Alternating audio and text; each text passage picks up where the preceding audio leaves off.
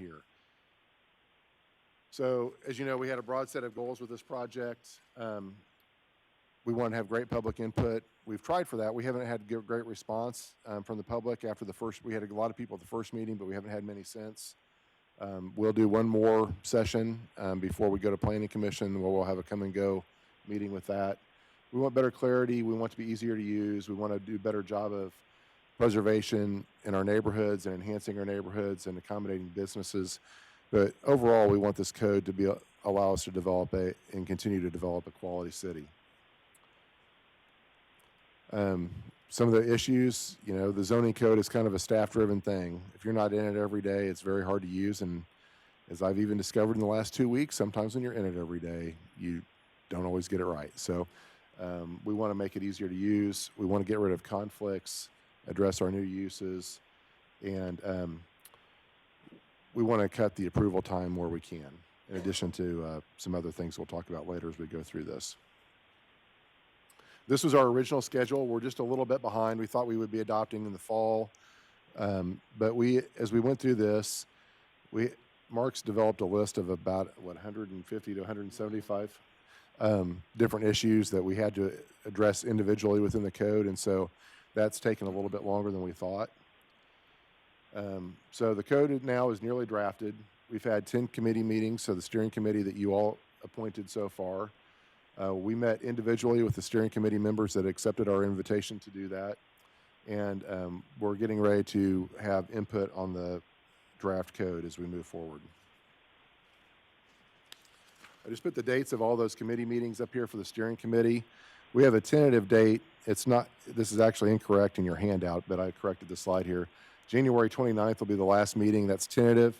We think that we do have maybe some conflicts on that date, so we may move it. It'll be that week sometime, though. And we'll do a steering committee meeting that day, as well as the last public workshop that day. For outreach, we've done quite a bit of work, public workshops, public open houses. We had an online survey.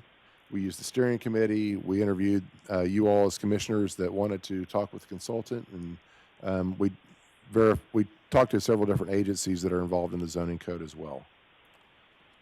A little bit on the steering committee process. By the end, we'll have had 11 two-hour meetings with them. They've always been able to talk to the staff, the consultant. Several of them email us on a regular basis with ideas and when they've reviewed sections of the code that have been put forward for them to look at.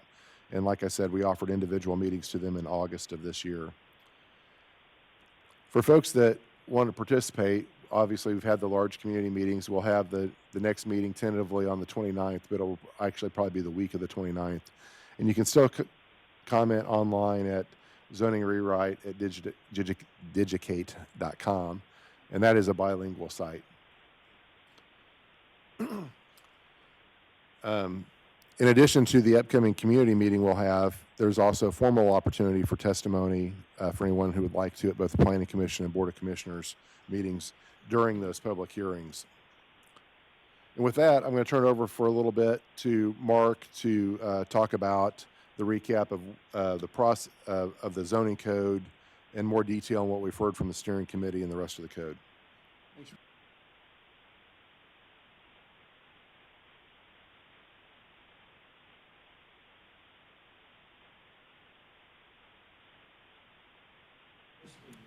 Turn your microphone Turn on. your mic on. You did mention that, and I forgot. We had individual meetings with commissioners in August, and I took a lot of notes on that, and as well as some of our meetings the last couple of months, and got a lot of comments on that from the design standpoint. And I'm going to talk about this concept of composite zoning that we built into the new zoning districts, where each district is assigned a set of site design and building design standards that are appropriate to the context, because obviously we don't want to make your urban areas suburban and vice versa. We don't want to convert your suburban areas into urban. They need to be appropriate with their context and the long-term policies of this community. So we have some definitional issues we're working through. We have a set of building materials on primary and secondary facades and so forth. And we're adding, this is all going to add a lot of clarity to what you already have in place with your commercial design guidelines. We were asked to create a separate district for parks. We expanded that to public utilities. And, that's, the commissioners wanted some extra review. For example, if a park was converted to private development or something, they wanted a way to ensure there was a public hearing so that the community would have input. A lot of communities around the country use this more broadly for public facilities, and that's what we've done. Parks will just be part of that. It will also allow us to apply another set of sign regulations to that, because that's one of the issues we got, is how the current sign regulations work with public schools, and this will allow us to provide a set of sign regulations that are appropriate for that district without having to call them out by use. We did not create new review bodies, and we did everything we could to really streamline the processes, and I know that's been an issue with the business community, is making sure the processes are as simple and as well understood as possible. So we didn't have to create any new uses. I'll talk a little bit later about age-restricted uses. Public health was something that came up as an issue. There were some discussions about how this works with gun stores, a lot of calls from the deer community, as you can see, that was concerned about where those are located. I think one of the specific issues I got was sales of guns as a home occupation, and that comes up in other communities as well. But there are also Second Amendment issues that we want to make sure we don't run into as well if we bring those within treat those differently than a typical retail store, for example. And then short-term rentals is something that the Planning Commission and you all have been involved with over the last couple of years, just as a special use on a case-by-case basis, and that was dealt with specifically. And I'll talk in a little more detail later on how we dealt with those. Just in my August interviews, again, a lot of comments on a lot of different things. One was the applicability of the UDC, and we're calling this Chapter 27 of the Unified Government Code right now. We're going to rename it the Unified Development Code. A lot of communities use that terminology, and it just clarifies that this embraces zoning, embraces subdivision plats, and historic preservation. So it's a unified code in that way. It'll have one set of definitions, one set of comments, et cetera.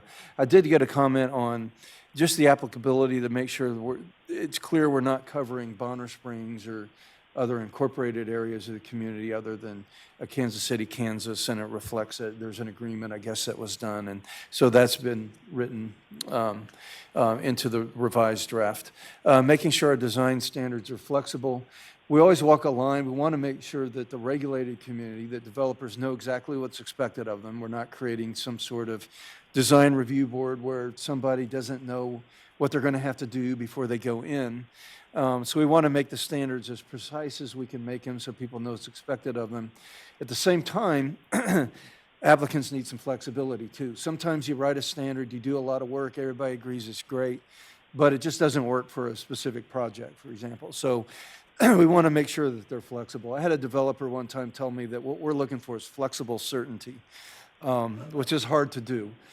But we want to make sure that people have the best of both worlds, that you get the outcomes you're looking for as a community, but at the same time, we're just not so rigid that we choke off economic development, for example.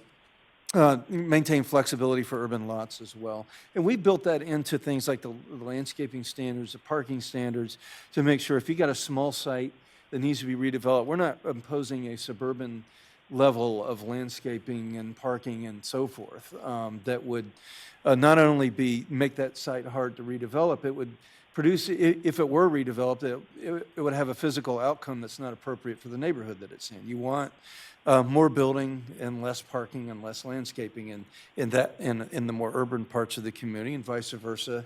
Further out, you want more landscaping, and people there tend to want more parking. And then making sure that we incorporate the balanced neighborhoods concept was brought up by some of the commissioners that, that the neighborhoods, do make room for affordable housing and housing for people who need them, but that, not all neighborhoods end up with all of the group homes and things like that. They've got to be accommodated under state and federal law, but in a way that's balanced.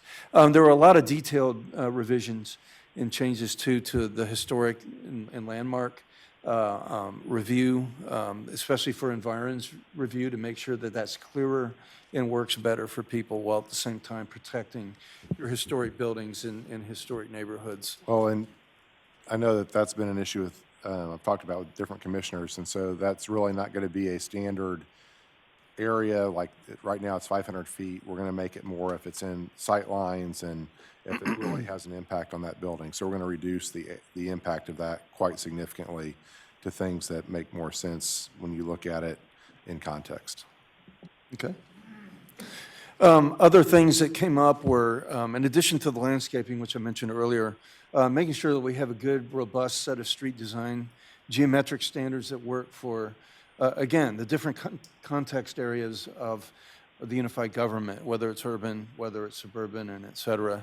Requiring sidewalks, making sure that they work hand in hand with, the whole concept we're building in to make neighborhoods, more walkable. Not creating infrastructure where people's only option is driving.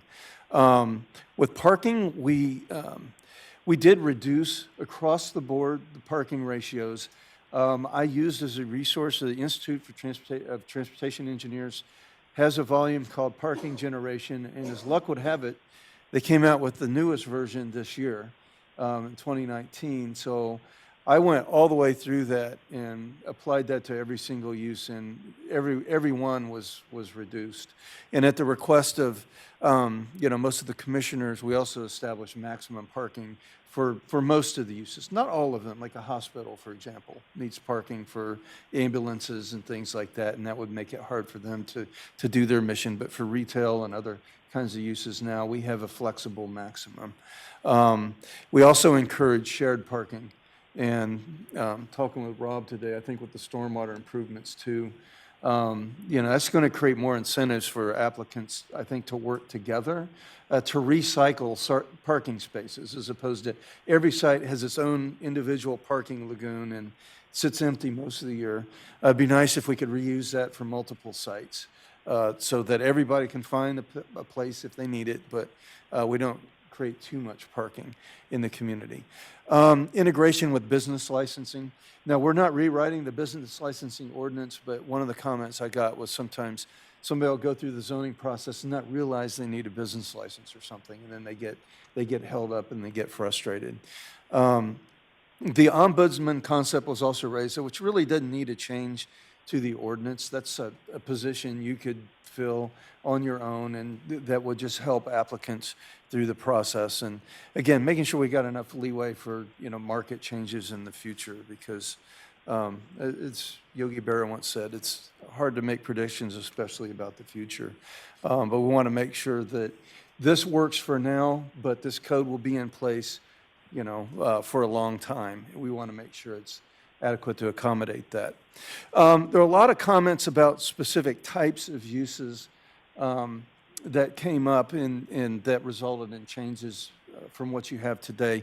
We have a more robust set of regulations on accessory dwellings. In fact, a matrix that makes it clear that if you have a principal use, here's that list of accessory uses in each of the districts that are allowed. We have a new set of standards we put in for adaptive reuse that will encourage people to redevelop existing buildings instead of tearing them down. It's not historic preservation, because this isn't something that requires somebody to maintain a certain type of architectural design or something, but it does give them breaks on things like parking and landscaping and so forth. The special use permit process for animals will be removed, and it'll be dealt with as a police power ordinance now through Chapter 7, which has fairly comprehensive regulations for those, but that's not something that you want to regulate under zoning. Things like commercial containers, home occupations are addressed. Your existing mobile vending ordinance will be carried forward. The solar provisions were added so that you can be certified as a solar, I can't remember what the terminology was, that it's a number of cities around here. Raymore, I think, was the first, have been certified by the Department of Energy. And so we put in some regulations that would allow you to be certified that way as well as short-term rentals and tiny houses, I'll talk about later. This is the outline of the UDC, and it's practically done. The only thing really that I have to add now is the legal provisions. That's the severability clause and stuff like that. That's not going to take very long because, frankly, and Patrick can tell you this too, probably nobody really ever reads it, but it's got to be in there somewhere. It's just legal boilerplate. But the rest of it's all been written, and it will be presented to the commissioners at their next meetings. Next meeting. So this outline is designed to put all the most interesting and salient material up at the front because, for example, everybody's interested in zoning districts. If you're investing in property, you want to know what uses are allowed, what design investments you're going to have to make in your buildings and your site, and et cetera. So the zoning standards establish the site and building design. The zoning districts tell you what uses are allowed. That material's all up front. The boring stuff is in the back, as I mentioned, the severability clause, things like that. But we've also pulled a long checklists of information that have to be provided or pulled and assembled into a detailed checklist of requirements in the back of the document that, really two people care about. The person who's designing the site, they need to know what they have to what they have to submit to have a complete application, and the people who administer the zoning code. It's not something the general public really usually focuses on much. So that material has to be there somewhere, but it's in the back. I would call the kind of code, if somebody asks, well, what kind of code is this? I call it more of a design-based code than the more conventional code that you have now that mixes R1, C1, your industrial districts, which are very conventional way of regulating development, with your traditional neighborhood development, which a lot of people, it's now known as a form-based code, which also has some complexities, and it hasn't had a lot of interest from the development community since it was done about 20 years ago. So, but we want to make sure, so you have commercial design standards, so this community is always very concerned and dialed into the physical outcome of development, what it looks like, and also how it functions, making sure that development's walkable and bikeable and et cetera. So we blended the best of both worlds and baked that all into your base zoning district. So we rearranged everything to say, first of all, your residential districts have become neighborhood districts because they will allow some level of mixed use. Your commercial districts have become centers and corridors. Again, because especially your urban mix will allow also housing maybe at the top levels and retail at the bottom. That may not happen a lot under current market conditions, but it certainly contemplates it. And then your CD district has become downtown. Nobody ever says, you want to meet me for coffee in the commercial D district. Everybody knows where downtown is, though.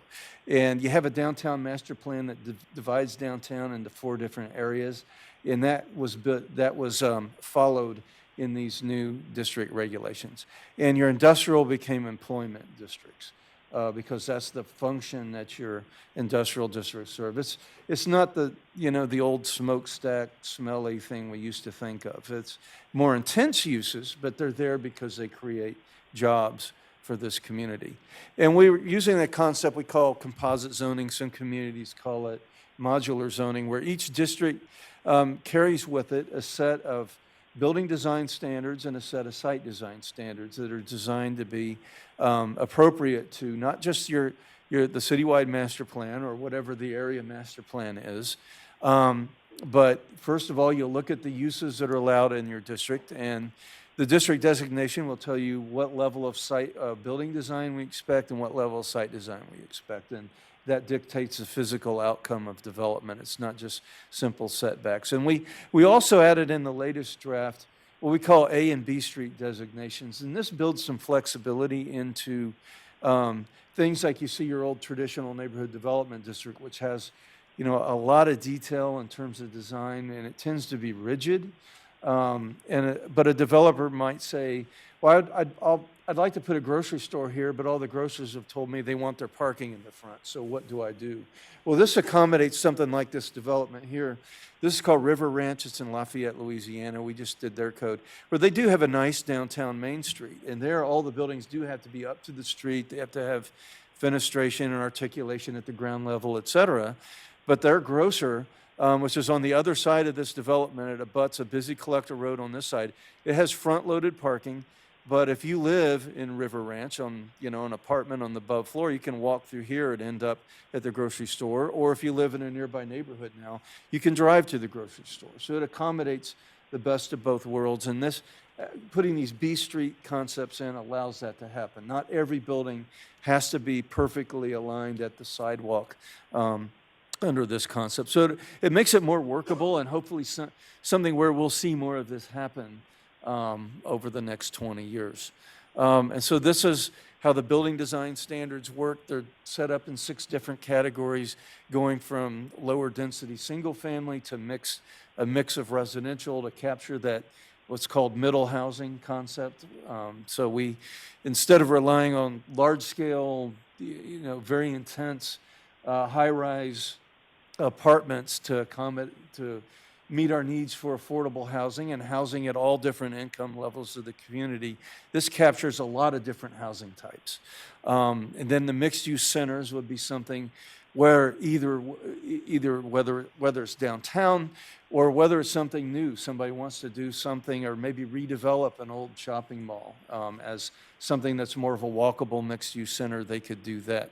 And then we have a set of site design standards for a more suburban type of development in a commercial area, along with offices and campuses, which you have, and then your industrial. That's a lot more flexible. The same concept with site design. So we have a set of site standards that are designed for single family, your conventional single family subdivision, but even ones that maybe have a higher level of open space than you've seen in the past. We'll have some concessions maybe for building design and how the streets are designed and et cetera. And again, as with the building design that goes on a continuum all the way up to your mixed-use centers and then to your conventional suburban style commercial development, office and industrial. The district standards all begin with a purpose statement that's italicized that harkens back to the plans that you've adopted from the citywide master plan to area master plans.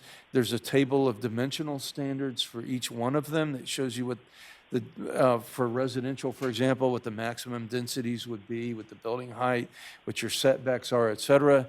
And then unlike the code today, we now have graphics that we've added, that shows you what this all looks like when it's done. So those are there, and they fit in with all of the dimensional standards.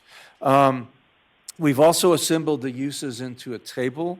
Today, each zoning district just has what we call a laundry list of uses, and if you want to build a laundromat, for example, you sort of have to read the whole code or do a word search to find out where those are allowed. Well, now we've assembled them into a table where you can find out where the use you're looking for is, and then you scroll across and it'll tell you, based on the district, whether you're permitted by right, whether you need a special use permit, whether you just need to go to Article 6 because the regulations are so detailed, your telecommunications are like that, or whether you're permitted but only as an accessory use. For like tiny homes, for example, in this area of downtown would be allowed as an accessory use. So it's something you could put in your backyard, but it wouldn't be the only thing allowable on that site.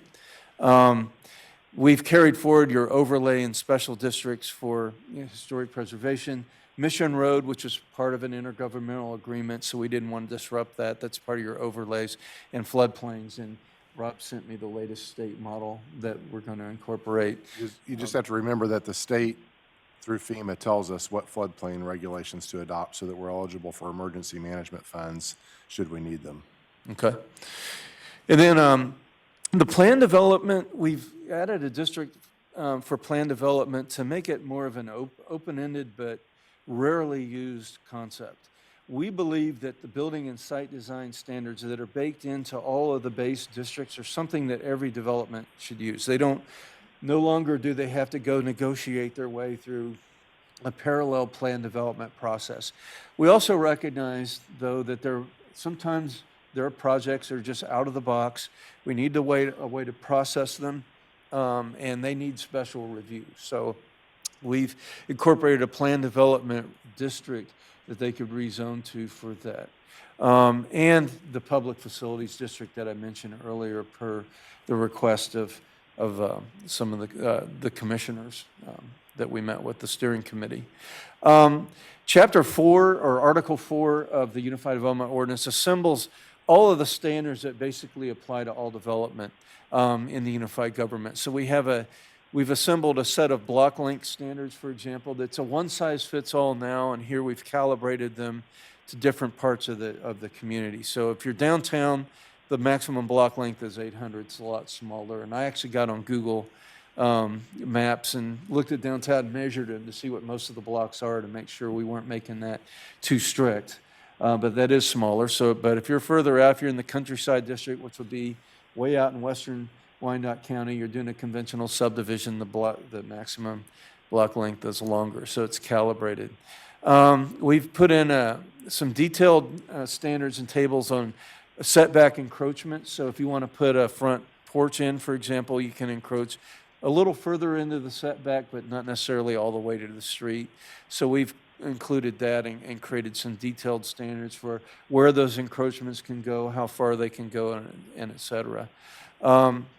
We had an architectural or a landscape architecture firm that's part of our team that helped put together and assemble a new set of landscape requirements where the buffer requirements and your minimum landscaping and et cetera, again, vary by where you are in the community. So your most urban places have very little landscaping and buffering because they need more of their site for buildings and sidewalks and urban plazas and things like that.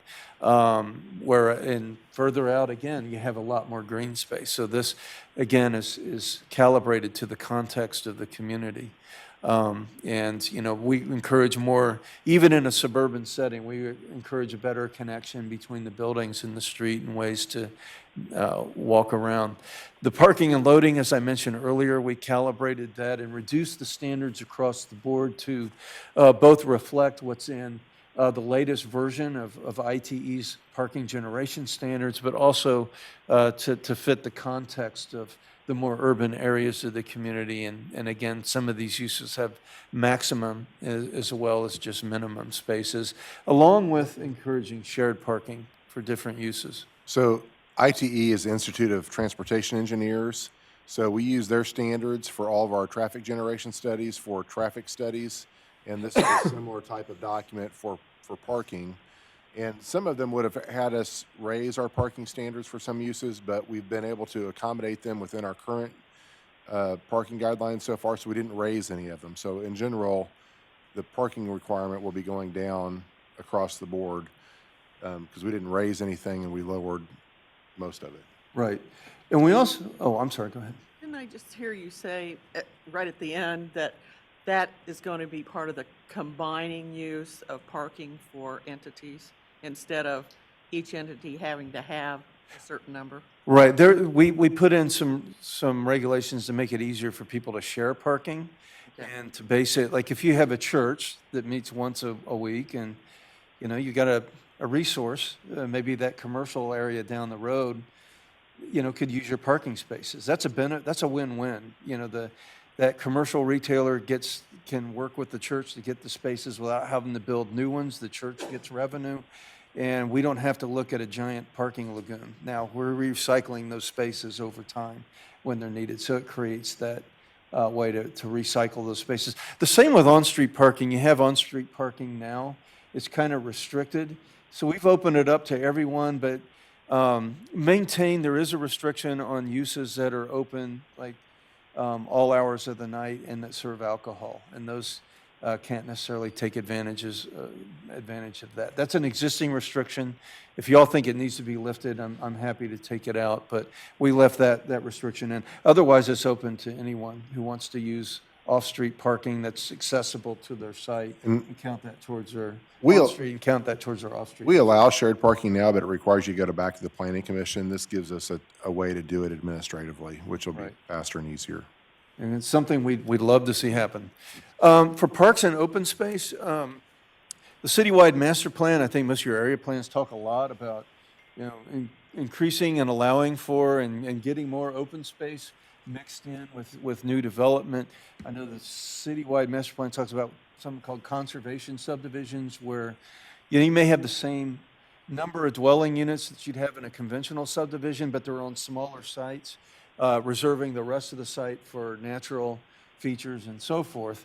Obviously, that concept wouldn't work downtown. You just don't have the space for it. So what we did here was create a menu of what we call parks and open-end civic spaces. So an urban plaza, for example, may be small and intimately scaled, but walkable to everywhere around it. And you could do that downtown. You could even do like Zona Rosa as an example of a new development or newer development in the Kansas City region that does have a civic space, but doesn't have a lot of natural open space. That's not what you're looking for in that context. But, in a conventional subdivision, you want more of this. You want more of the large-scale natural preservation, preserve some of the beautiful hills and woods and things that you have, but also make that an amenity for development where, kids can ride their bikes. That's actually my daughter in the subdivision I live in. So our developer had enough foresight to preserve the areas around the streams in our community and preserve a large amount of our subdivision for that. But, again, that's not something that would be available to somebody who has a smaller site in a more urban setting. So we set up a menu, calibrated the amount of open space that's required based on that, and even created some calculators and multipliers based upon whether you're urban, suburban, or rural to make that easier. Stormwater management, there is some language in your existing code that talks about stormwater features in basins and things like that being an amenity, but it's somewhat wide open. So we wanted to add some clarity to that, but for the basic stormwater capacity, that's going to revert to your existing technical standards. And I know that- One of the things that we've experienced is that sometimes the low point of the development where the stormwater retention needs to be is also the most publicly visible part of it. And if you do steep sides on it, it becomes hard to maintain, and it becomes it gets trashed and collects trash and becomes an eyesore and a code enforcement issue. And if you develop them more like amenity, they're easier to maintain, and they don't gather the trash, and they don't become the eyesore. So that's what we're moving towards here. And they don't become barriers to pedestrian movement either. I mean, this is a subdivision near the Denver International Airport in the middle of winter. And you can see they did a nice bridge. They landscaped the sides and made it, it's an amenity. They plant trees around it. And if you can make it look that way in Denver, think about how much nicer it would be here. Street design, that's my own opinion. Other than the mountains, come on, we're a lot prettier than Denver, aren't we? I think. Street design, we added some geometric standards to accommodate all different contexts. And instead of just using your traditional engineering language in designing this, nothing against engineers, but we also created some sort of design-based standards like parkways and boulevards and main streets that kind of the name tells you what these things are going to look like. A main street's going to have buildings, right up to the sidewalk, even in a suburban area context like Zona Rosa. The buildings are connected to the sidewalks. There's trees, things like that. That's a main street or a boulevard, those sorts of things, which would be nicely landscaped, but it's more of an arterial or collector road. And so we got standards that reflect that, as well as for sidewalks, again, to make sure that sidewalks aren't just big slabs of pavement either, that they're somewhat interesting. And what a lot of communities are going to is the sidewalks have what's called a planting or furniture zone in them. So that's where you see, places for people to sit, your lighting and so forth, your pedestrian clear zone so that there's enough room for people to walk, and then your frontage zone where sometimes people put things out to sell and so forth. And again, this is a Zona Rosa type development that's in the Philadelphia area. And, even there, that's something you can do. And this subdivision this development, as you can see, has apartments. It's got a grid of streets, but also a lot of retail. So that's something you could do in the urban mixed district, for example, here. One thing on some of these technical standards, we still need to go back with Public Works and Fire on some of these. So there's some technical review to go into some of these to make sure that we're not violating some other standard. Mark does this a lot, so I think we're probably okay, but we just want to make sure with these codes, and of course, next year we plan on updating our building and fire codes, so we want to make sure that we're coordinating with all that as we move forward. Right.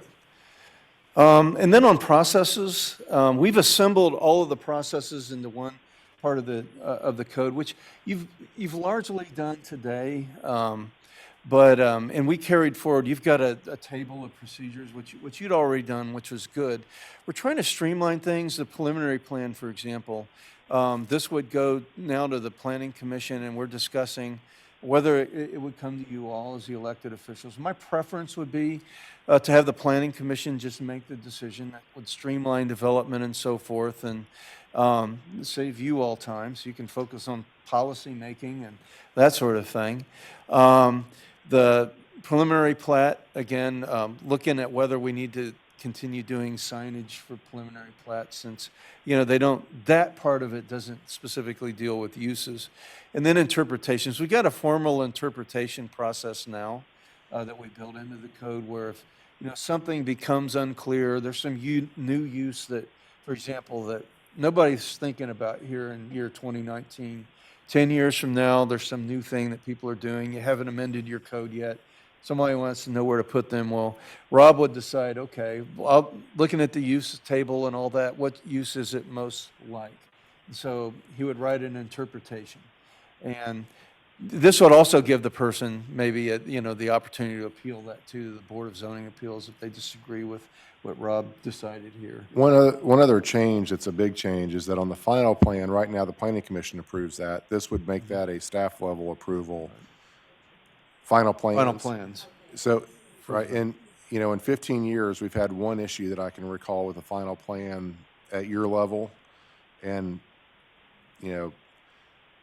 probably a couple of dozen that would have gotten appealed from the staff, from that. So I think that it makes sense to make that more administrative and save everybody time, given the number of occurrences of dispute we've had in that period of time. Oh, yes. Yes. Because you could apply for your building permit and your plan review at the same time through DRC, and that would save you 45 days at the final plan. And if you take the Board of Commissioners off the preliminary plan, that would cut 17 days off that process. That'll make it 45 instead of 60. So, and then you don't have a process. So we really cut that part down a lot. Now, that puts a lot of your faith in the planning staff and the Planning Commission to make those decisions. But that's where we're headed with this. We thought that focusing on reduction of the timing in the process was very important. We heard that a lot, and this is what we think is the best way to do that. Okay. So can I just ask, if that's adopted in that fashion, keeping in mind that we are shortening processes, which I do appreciate, maybe during that staff portion of the process, you could at least make sure that the in-district and at-large commissioners are apprised of what you're doing, so that we're not told about something that someone might be unhappy about after the fact, and then we're coming to you and now we're slowing that back down again. Maybe if you engage with the electeds during, then if there are issues, they can be resolved in the during process rather than the end. So it'd be a notification then of, just notify the community. And you all are whenever we do a notice, we include the in-district and at-large and the mayor, I believe, on all of those. But it's just that paper notice, and I think you're wanting more than that from what I'm hearing. So what do you mean whenever you do a notice? It's the Oh, you mean the official legal paper notice. You're talking about, you want something more than that. I'm talking, yes, if it's a final plan. You want to see develop- you want to be able to see the plans and more of Something. Okay. All right. We'll have to put our heads together on that. That could also be something done at the neighborhood notification level too. So we still have the neighborhood pre-meeting, and, that notice could go out. to the commissioners as well. And that's the best time to do it because that's your opportunity to make real changes. It gets harder for the applicants once they've gotten to each step of the process. They've made a lot of investment. And if something blows up at the end, it's harder for them to go back and just change everything. So if the commissioners can get involved as early as possible, I think that's probably better for the applicants, I would think. Okay. Well, we will work on that because I think you want more direct contact than just a letter from the planning department. Okay. We've also done for each of the processes, we've written them so that they flow exactly the same way. So each one tells you, first of all, what situations require somebody to go through this process, how they get the application filed, how planning department, urban planning and land use determines, whether all the information was included that you need to make the decision. If it requires notice, what kind of notice, when it has to be provided, et cetera, who makes the decision and how, if it requires a public hearing or not, for example, if there are any special criteria for approval of that application, if there's a hold, for example, if that application were denied or withdrawn or something, do we have a holding period? Sometimes it's 6 months before you can come back. That way, people don't just subsequently reapply the next day and try to get a second bite at the apple. I've seen that happen before. Currently, that length of time is a year. Right. Who you appeal to and how that's done, if you disagree with the decision, what that decision allows the applicant to do. Does that mean you start construction or go apply for a building permit, or does that just send you, for example, for the preliminary plan, does that just send you to the next step of that process, and how you keep track of the decisions? Each and every section has that workflow. And that also allows you, if you have a new process in the future, too, that you wanted to add, I'm not encouraging you to do that by any stretch of the imagination, but now you got a template you can follow so that you know you've hit every point that needs to be hit when you're writing the procedural section of the ordinance. As I also mentioned, too, we've assembled a lot of this material you see scattered here and yonder in the code. It makes it longer. Nobody really cares to read it. But is it the checklist of information you have to have in applications, and we've assembled this all in the back of the ordinance. And this will be in the codified ordinance. It's also in a spreadsheet that I put together. So, if you're doing a rezoning, for example, this will tell you, you got to have this, date of preparation, names and addresses, et cetera. So this is all kind of assembled in the back in one place. Right now, that's in probably 4, maybe 5 different places in the code, and you don't really get that assembled list until you get to the application. So this will, at least if you're looking in the zoning code, it's there for you, and the applications will mimic the zoning code. And then as far as specific uses that we're asked to address, one was things like tobacco stores and smoke shops. There was a heat map study that was done of places in Wyandotte County that have a high concentration, for example, of smoke shops. The liquor stores, you have existing regulations, and of course, what you now call adult businesses, we changed the language to sexually oriented businesses to, first of all, be a little more precise about what we're talking about, and also to build in. Yeah. We're not Some talking people don't about know what places, that so it is. depends, right? We're not, Yes. But also some of the concepts that relate to how you regulate these also were applicable to this. So anyway, we assembled those regulations. The short-term rentals, we incorporate what's called a one host, one home concept, where you're treated differently if you have your own house and you just 30 days out of the year, for example, during the summer, you're going to be away. You want to put it on Airbnb and let somebody rent your house. And that's going to be an administrative thing. You don't have to go get a special use permit for that anymore, and there's standards for that. But if you buy 3 or 4 houses, and that the only reason you bought them is to have short-term rentals, you're sort of like a landlord now. And there's a density restriction on those, and that does trigger the special use permit process in residential neighborhoods. And so there's some operating requirements and so forth. And at my last meeting, I got some detailed comments from one of the commissioners who is in that business, but also is very sensitive to the impacts and potential impacts of short-term rentals on neighborhoods. When he says commissioner, I think he meant steering committee member. Steering committee. But I think this is very apropos to a meeting, email I got from Commissioner McKiernan this morning. I think this is exactly what you were talking to. It is exactly, and actually, this leads me to a question that I've had. Is it possible to get the draft version of this to just leaf through and begin to immerse myself in? So we are, once it is, It's all right.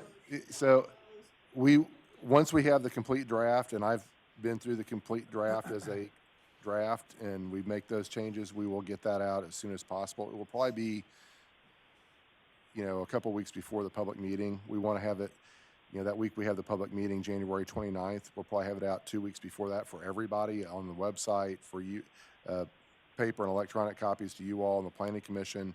That way there's about a month, hopefully a little bit more than a month before it goes to the formal hearing with planning commission for everybody to start making comments. Because I think this in particular will be germane to the discussion I anticipate having tonight. Could you explain what you're referring to, the density? The density, the number of Airbnbs or short-term rentals in a... Correct. This is the density threshold, 5 to 7 units, and 8 or more. And it varies by, whether it's a single-family home on a block, or sometimes people could use like a condo in a building, and so there's a limit on those as well. Now, this is not a hard limit. Once you hit that limit, then anyone else coming in would need a special use permit. So we've tried to be flexible that way, but it does distinguish between somebody just using their own house, again, in a limited number of days per year, versus somebody just basically becoming a functional. And I think that, we even see differences if the person that lives there while they're there, or if they're out of town for a week and they let somebody else come into their house, and how that impacts the neighborhood, and what the neighborhood is, the feedback that I've received, and I think some of you have received in that. So, and then when I think they're talking about density, we'll look at an area and the density within that area and set that area, and then the density would apply to an area. And we can calculate that using the GIS system. That's actually a question that I've gotten from many different people in many different neighborhoods. Is there a density above which there's diminishing returns on investment? A deleterious effect on the neighborhood. yeah. Exactly. And so I think it's great to have this conversation, because as of right now, we don't have any sort of density guidelines for a neighborhood or for a geographic area. And although there's cons to having them, there could also be some pros to having those as well, so. Okay. Okay. I mean, you want to follow up on this a little bit more? Is there any consideration given, so let's say we have an applicant who has multiple applications for Airbnbs across the city. So they're really, obviously, this is my home. I don't have 7 homes and I'm moving around and renting out for a week at a time, that short-term rental. But really, it's an investment on their part. At what point does it then you move into, you're really a hotel? You're acting as a hotelier. I mean, that's where and is there a different set of regulations for them that, We definitely have 2 or 3 of those. right? And probably 2 or 3 more that want to be more like that. And I think Is that's there a different way to that's where the regulate density that? comes in, and they would have to pick their areas. And I don't know how we would, if it's a short-term rental, it's a short-term rental. We kind of have to treat them all the same and create a set of regulations that works for that issue within the rest of it. And that might be the density issue, or we might have a maximum number you can own, but they'll just change the LLC name. It might be the same person, but they can have 50 LLCs, and we Yeah. would never know. Well, what the distinction we've made here is owner versus non-owner occupied. So Right. if I live at that house, I'm treated a lot more, I just need administrative approval. In fact, not even that, really, I just register. But if I go buy a house, I don't live there, and I use it, that's when we treat them like hoteliers. And there's a limit, in our draft ordinance, it's 12.5%, of a block face. That's the maximum that we would allow. That's not, again, that's up for discussion. It's not a magic number, and that could go up or down depending on what we hear. But we felt like we had to set it somewhere. Otherwise, you could have an entire block that just becomes nothing but short-term rentals and absentee landowners or landlords. Yeah.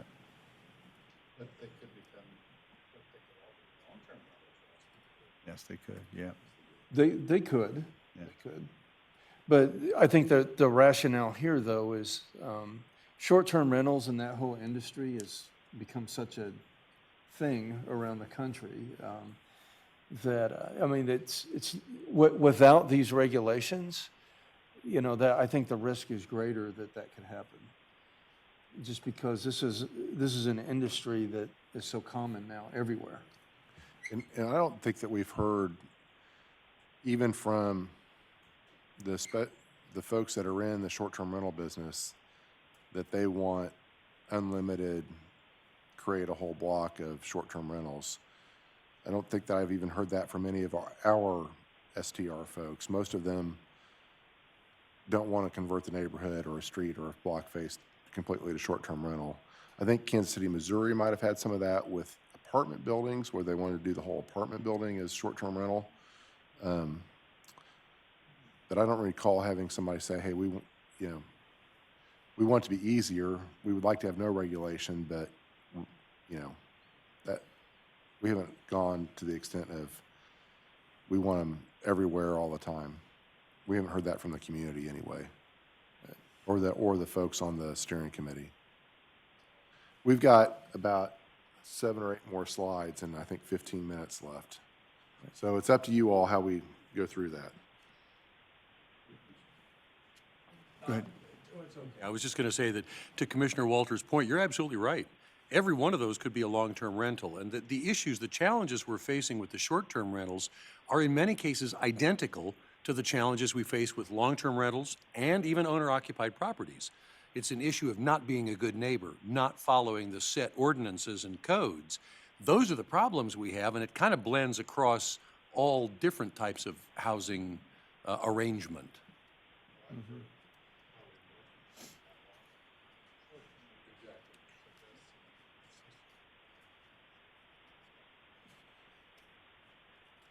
We can look into that. Sure.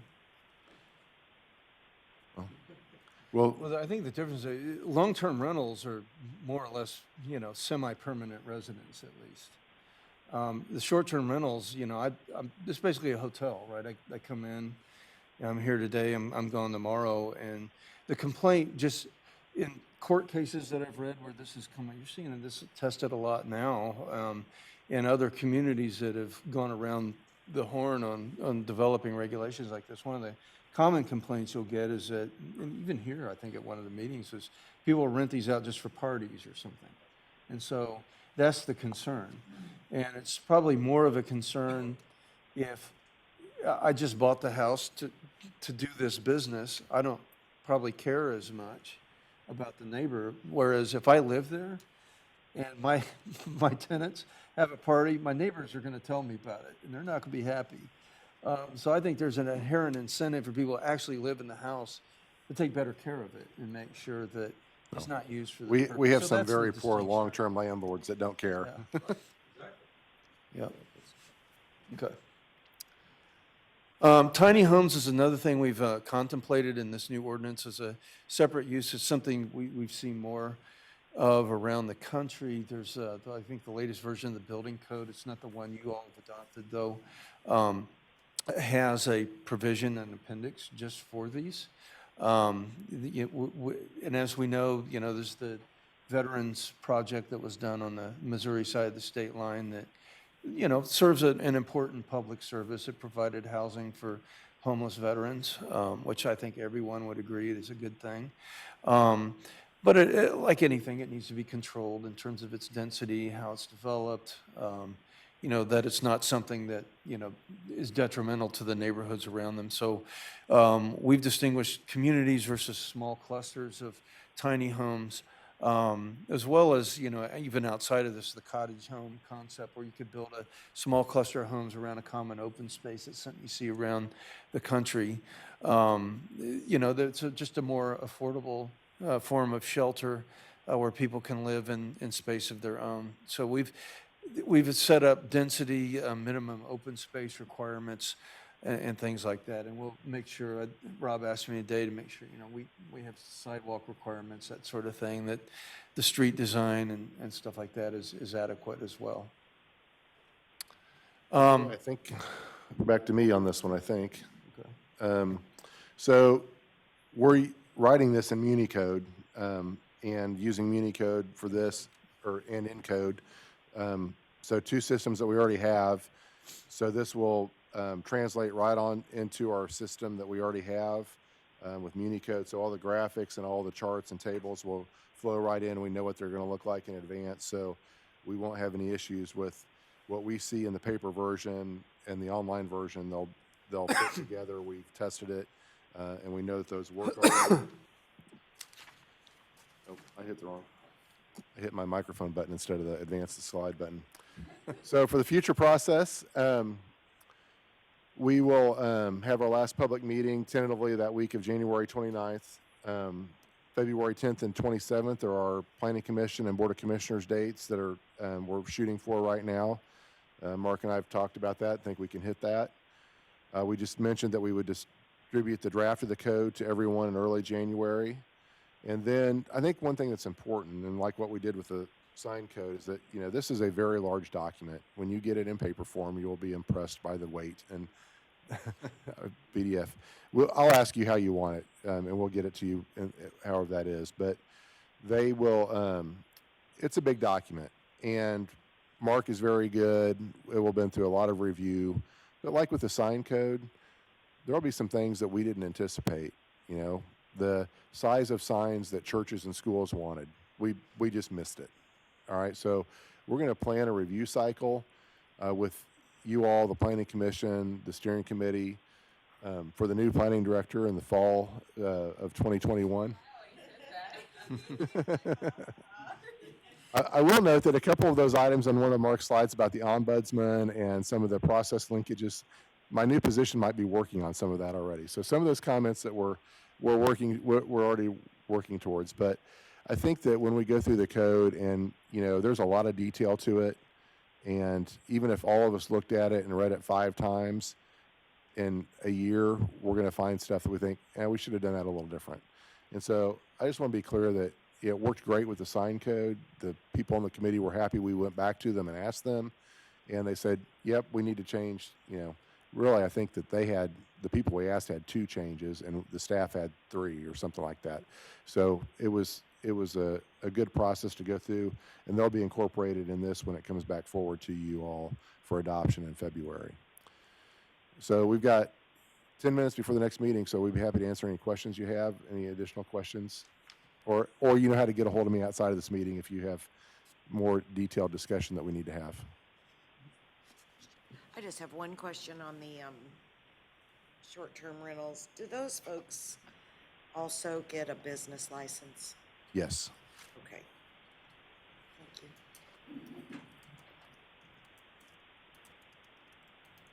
you. All right. Well, thank you. That concludes our special session. We'll reconvene at 7 in the commission chambers for planning and zoning and regular commission meeting.